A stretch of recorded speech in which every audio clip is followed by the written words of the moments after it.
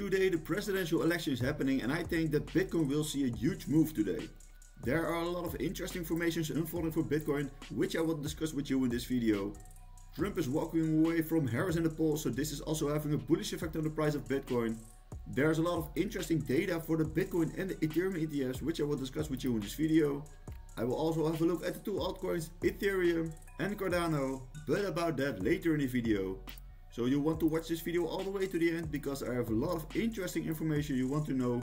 Don't forget to slap up that like button and let's dive right into the charts.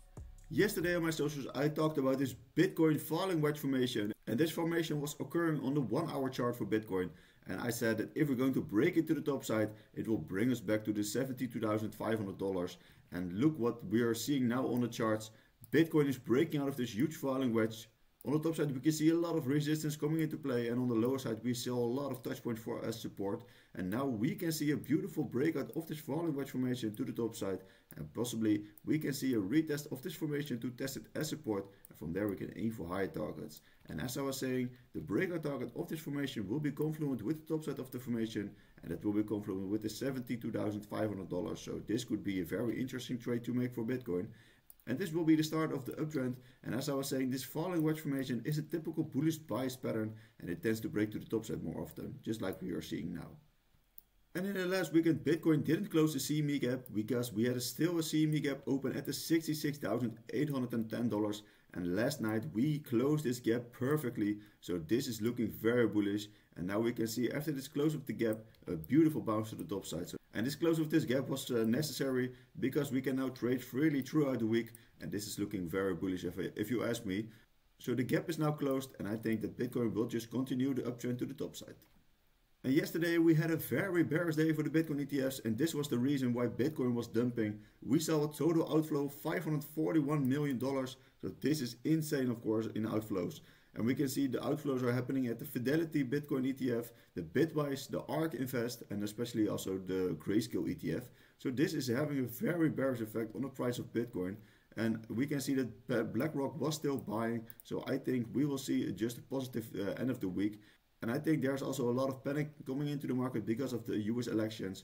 So I think when Trump wins, I think we will see more inflows into the Bitcoin ETFs because these investors don't like to take risks. So I think if Trump is becoming president, they will invest in Bitcoin more often. And if we have a look at the daily chart for Bitcoin with these horizontal levels that act as resistance and support, we can see that yesterday we fell below support and it came back to all the way to this $67,000 support. We see a bounce from this level now, so this is looking very bullish. Bitcoin is still in this huge uptrend on the daily time frame, so I think we will just continue the uptrend, and we have to come back to this next big resistance around this $69,000, and after that we can come to the next big resistance around the $71,500. So I think if Bitcoin going to break this level to the top side, we can just continue the bullish momentum to the top side, and this could all happen today or maybe in the rest of the week. And if we have a look at this other daily chart, we can see that Bitcoin is still in a huge uptrend to the top side, and we are now creating a higher low formation, so this was nothing to worry about. And after we made a higher high last week, which was confluent with the previous all-time high, I think Bitcoin can now create a higher high after this higher low play. So if we're going to create a higher high, we are immediately making an all-time high. So if Bitcoin can come back to this previous high and gain it, then we're going to see more bullish momentum to the top side. And as we can see, these highs are getting exponential higher, so I think we will see a new all-time high in the coming week. And today the presidential elections are happening, and we are seeing now that Trump is leading the polls and with 61.1%, and he is running away from Kamala Harris in the polls, so this is looking very bullish. So I think if Trump becomes president, we will see a huge bump for Bitcoin, but the results will come in later tonight. Or maybe tomorrow, so this could of course have a very interesting effect on the price of Bitcoin. So let's see what will going to happen, and let me know in the comments who you think that will win the US elections. Do you think that Trump will win it, or do you think that Harris will win it? And a lot of people are panicking because of a lot of red candles, But if we can zoom out to the monthly time frame, we can see that Bitcoin is looking very bullish. We saw a huge consolidation formation, and we are seeing a full consolidation for almost 8 months. And in the month of October, we saw a bullish breakout.